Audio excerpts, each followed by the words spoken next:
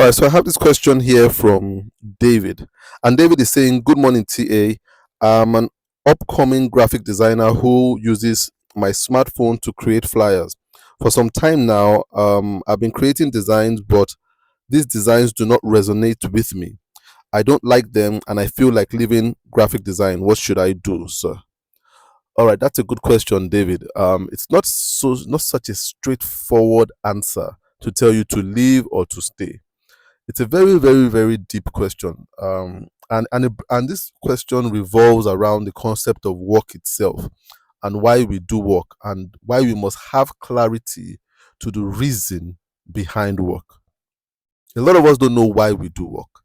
And if we know why we do work, we would know how to approach work and what to do in circumstances like this where we don't seem to be enjoying the results of work.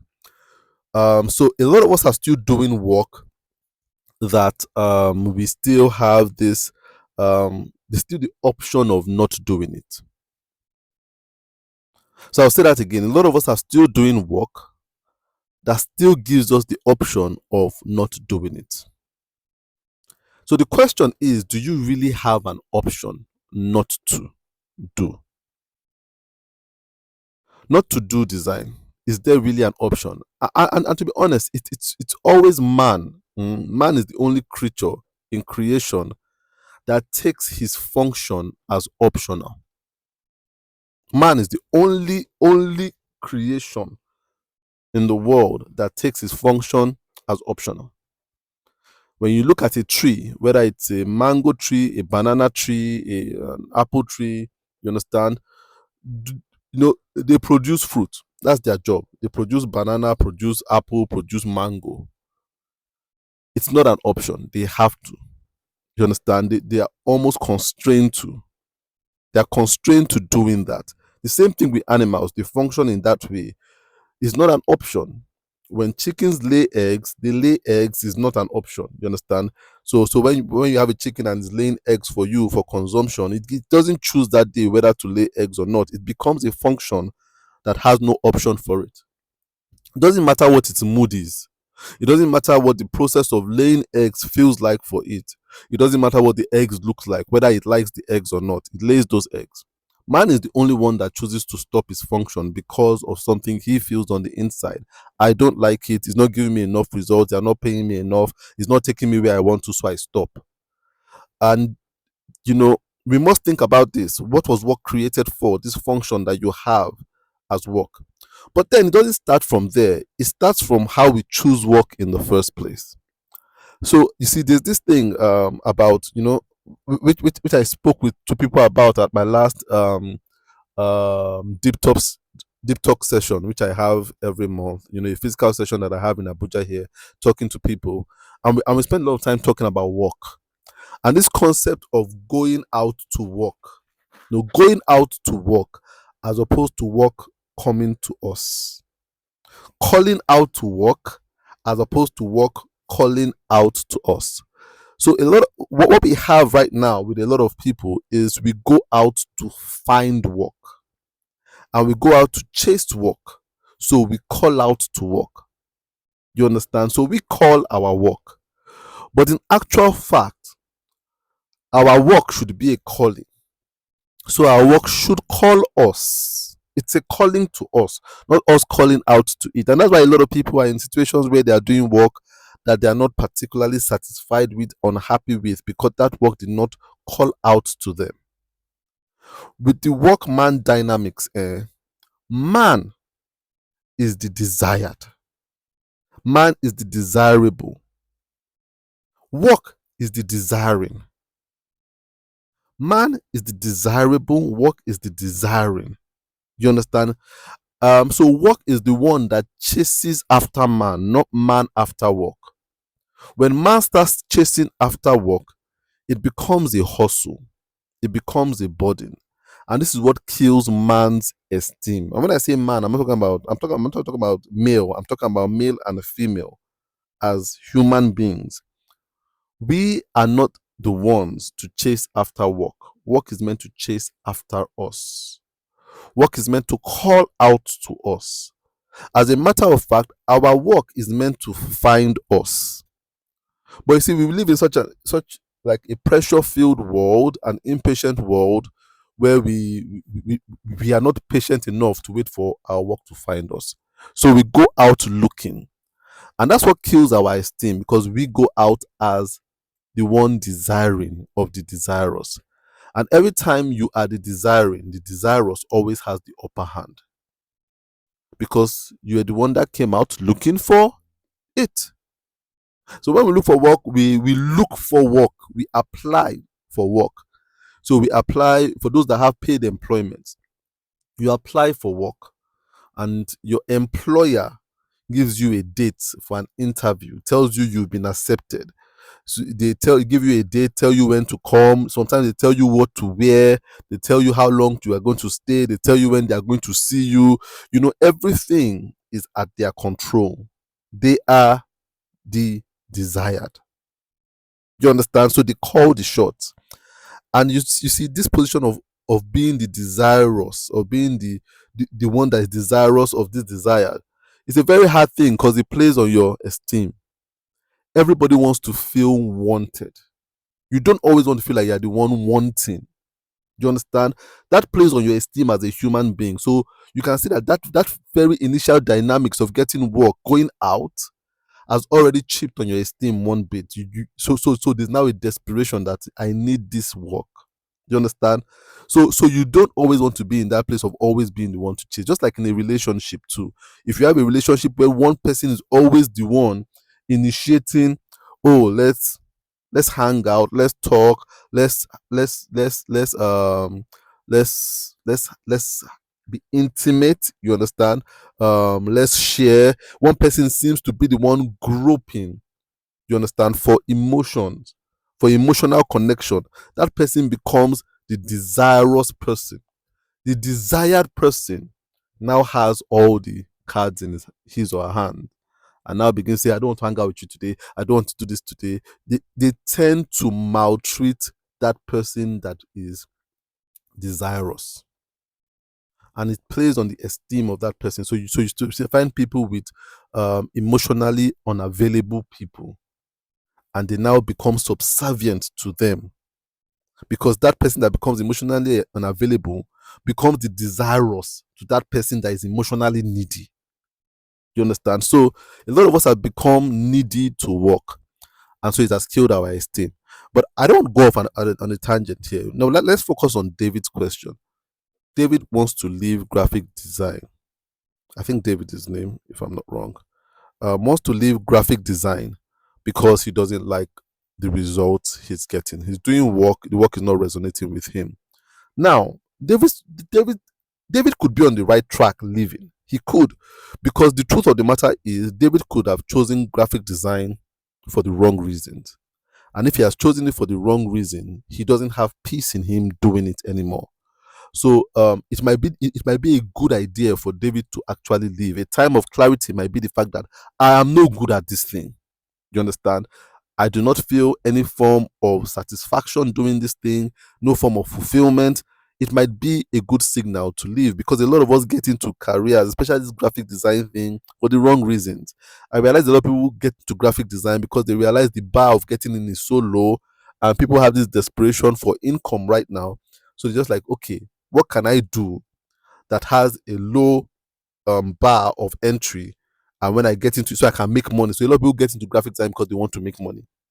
You understand? They want to make quick money, and they don't necessarily have to go to school to learn it. You understand? You can learn it online. It doesn't take too long, So they feel it's easy to do and easy to make money.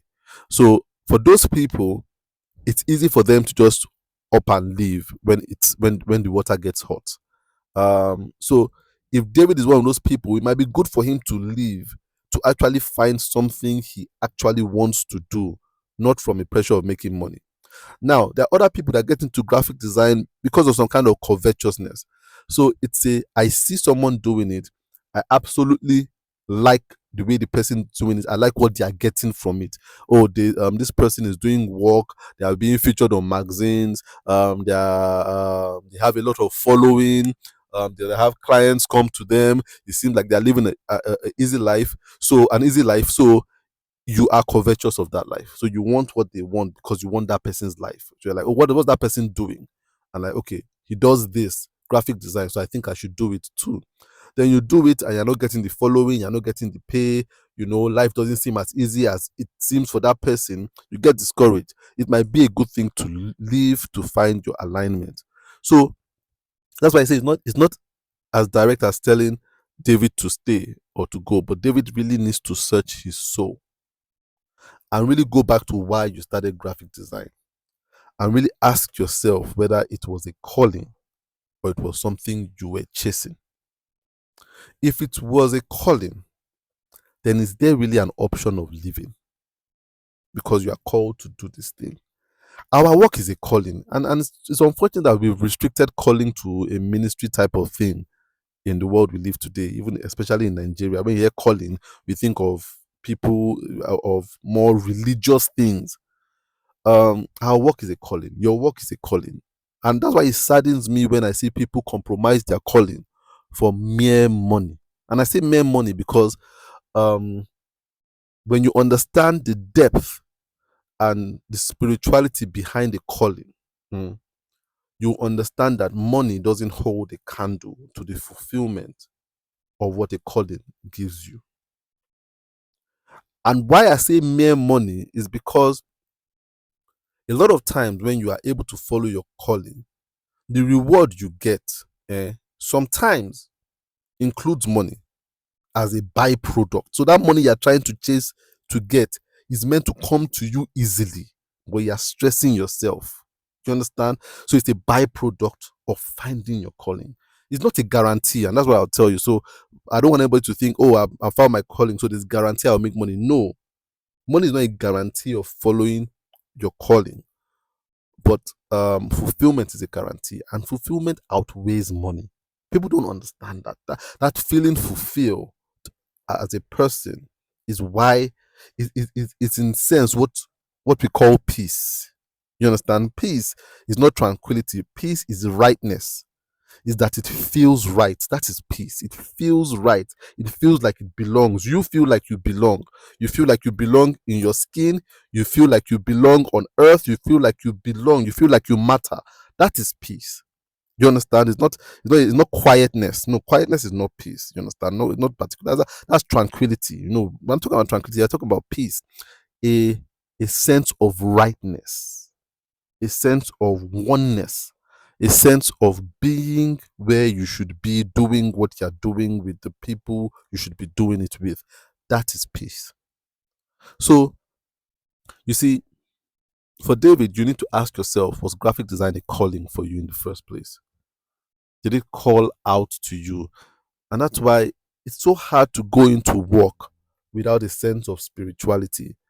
And that's why I would advise, for those of you that are parents, you have young children, the first thing you need to teach your child is an awareness of God and a sense of spirituality. The first thing, don't forget about education and all those things. First thing, teach your child about God, because that will lead everything in the child's life. A child being aware of the voice of God within him or her is very important. So you see, a lot of people say, how will I know whether it's a calling or not? That's so complex.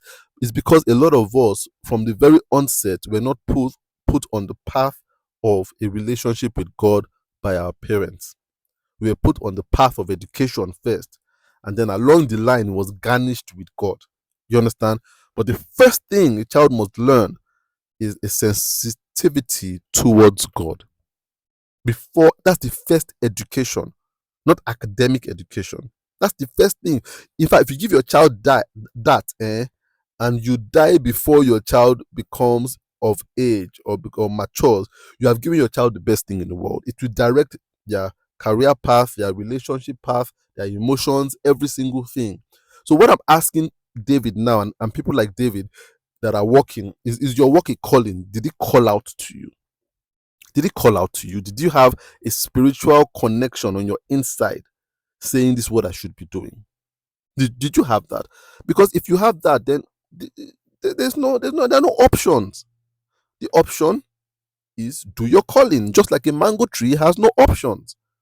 Only man gives himself options. You understand? That choice that man has been given has been man's biggest challenge. That choice. The choice. Man's biggest challenge. And man's biggest gift. You understand? So we are not like the mango tree that is constrained. You understand? We're not constrained. We're not imprisoned to do something. We have a choice, and that means we can choose it. And by choosing it, we feel proud of ourselves for making the right choice. The mango tree doesn't have to feel proud of itself, doesn't feel the emotion. It has to do what it has to do. But man can feel proud of himself and love himself. The mango tree doesn't have any emotion to love itself. But man loves itself for aligning with his calling. And that's why people try to find confidence. But the biggest thing that chips on your confidence is that you've not aligned with your soul, with your calling. And so, no matter how much you try to find confidence in shoes, cars, wigs, whatever it is, it's never going to give you confidence unless you align with your soul. You understand? So, that's the question. Do you have a choice? Do you really have a choice to choose graphic design or not? If it's a calling, you don't have a choice. Because in life, there are only two choices. There are only two choices. There is the choice of surrender. You understand? So you can choose to surrender. That's the choice of surrender. And then there is the choice of will. So you can choose to always be in control of your life and you do what you will. Now, the choice of surrender, the good thing about it is that once you choose the choice of surrender, you give up the burden of choice. Once you choose the choice of will, you take on the burden of all the choices you have to make in your entire life. Do you understand? And that's where life becomes a burden. Should I stop doing it because I've stopped making money? Should I stop doing this because I've stopped getting validation? Should I stop doing this because those things now become what lead you? You see, I've been doing some writing and some, thought leading for about 2 years now. And I realized that for the past months, for the past 2 or so months, I've not been getting like the engagement I used to get before. You understand? People sharing it, people, commenting, liking. It has not been happening. And for a while, I was thinking, oh man, is it time to switch up this thing? Are people getting bored of it? But then I now began to think, it's not about that. You understand? So at the point, I was thinking, Tola, take a break and give people a break from this thing. This your writing. This your TA live branding. Take a break from it. But then the next day I woke up, thought on my mind again. I had to write it down and I had to put it out there. Now I realized it wasn't a choice. It's not a choice. I didn't pick it up. It called to me. So every single morning I wake up, thought on my mind. Thought on my mind, either to write or to podcast. It doesn't matter who listens to it. It doesn't matter how much validation. It doesn't even matter whether I like it or not. The other day I recorded a podcast. I listened back to it. I didn't like it. I kind of restrained from putting it up. I said, I'm not putting this up. I don't like it. I think I'm stuttering too much, rambling too much. I'm not making the point effectively enough. So that I recorded it that morning. I didn't want to put it up. I said, this is not a good representation of me. That's what I thought. But then evening it nagged and nagged and nagged and nagged at me. So your work must be a calling. It's called, you can't stop. You understand? It's deep in your head. It's telling you in your head, go, put it. Look, by evening, I'd surrendered. I said, okay, this thing has to go up. Boys, I won't sleep tonight. I won't sleep. There's no, it has to go up. You understand? These alarm bells are going up in my head too much. It has to go up. So I put it up, whether I liked it or not. It was not about a representation of me. It was about that obedience in surrender. So you see, I've gone through what you're going through too, Daniel, where when I was doing graphic design, when I started out, I had people that I looked at their work every day, and every time I looked at their work, I felt discouraged about where I was. So I'll go to bed thinking this thing is not for me. But when your work is a calling, you wake up the next day. Your work wakes you up the next day. Go back to that laptop. Do it again. Do it again. You have no choice. You understand? In life, we must begin to choose those things that gives us no choice. That's how life should be. But then we are kind of living this hedonistic life where we just feel I can do whatever I want whenever I want. And when it doesn't feel right anymore, I can stop. And that's why marriages are crashing. Because people are still getting married and dating people with whom they have a choice. Do I want to be with them today or not? Those are not the right relationships. The right relationships are okay, it's hard being with this person. This person just annoyed me. This is something I don't like, but there is no choice. This person is for me. I know there was a leading to be with this person. If I leave this person, I'm going outside of my spiritual leading. There's no choice. You understand? There's no choice. That's the truth. You understand? That's the truth. And I say sometimes me and my wife have misunderstandings, but then she's my wife. She is me. We are one. We are joined. There's no separating it. You understand? There is none. There's no amputation anymore. We are one. If I amputate, then I might bleed out and die. I will bleed out and die. You understand? So it's like conjoined twins. There's some people that are conjoined to the point whereby there's no operation. They have to live their life like that. Separate one and you kill the other. You understand? That's how we are with our jobs. That's how we should be with our relationships. You must find that job to which you are conjoined with. Your identity and that job are kind of mixed in it. You are mixed together. That's why I laugh at this concept of retirement. Retirement, it's a snare. Retirement is a manipulation that we are given to make us endure work instead of enjoy work. There's nothing like retirement. You understand? Yes, you might get old to the point whereby you might not be as active, but what happens is that you evolve in your expression. So you see, I was doing design, and at the point I was getting too old. You understand? For in my body to sit down for long hours at a computer. My life had evolved. I had kids, and I wanted to spend time with them. But design is so demanding on your time, and I realized at the point I just wasn't enjoying that sitting down and doing design anymore. Doing design actively. You understand? Being the one clicking that mouse. And I said, oh man, I need to leave this design. And I struggled because I felt I was leaving something that was like a part of me. But then I kind of realized that I wasn't living design, I was just evolving. So I stopped doing a lot of physical design, like clicking the mouse, and started doing more of design teaching, design leading, design mentoring. But I'm still a designer. You understand? So I still have young people send me their work and I tell them, don't do it this way, do it the other way. You understand? Try this. This was wrong with your work. But because I wasn't doing design, didn't mean I wasn't a designer anymore. I just evolved. And now I'm evolving. So by the time I am 70, I am still doing something aligned to design. But it wouldn't be so demanding on my body. My body would evolve to an expression that blends with my age better. You understand? So now I still do design. I still do design with AI. I cannot go back to doing design with Photoshop and Adobe Illustrator and stuff like that. And you know, so design is a calling. I'm never going to. I realize I'm never going to retire from it. I'm going to talk about it. I'm going to teach on it. I know I'm going to mentor people on it.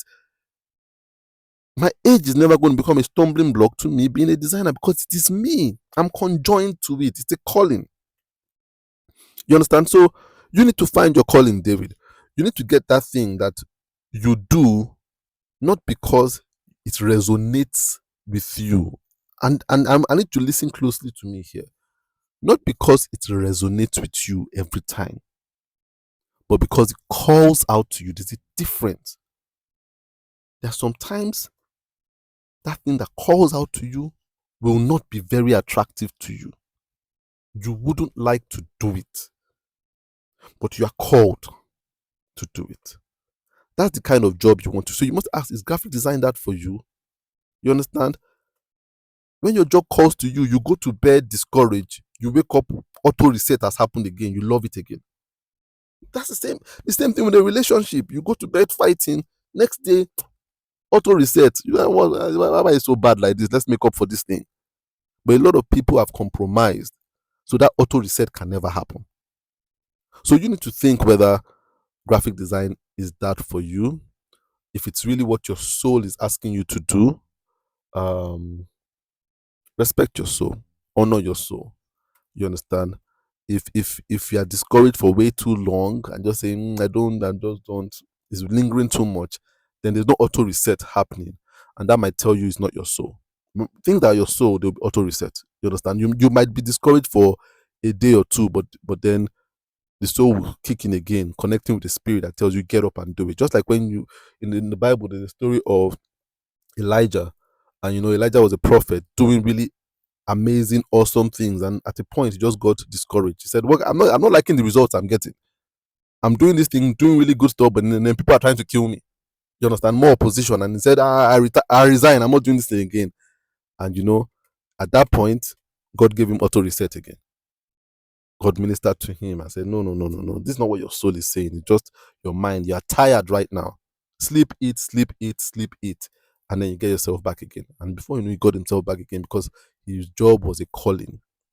The same thing when you read about Jonah. Jonah didn't want to go to a particular place, but no matter how hard he tried to run, the calling didn't go away. Do you understand?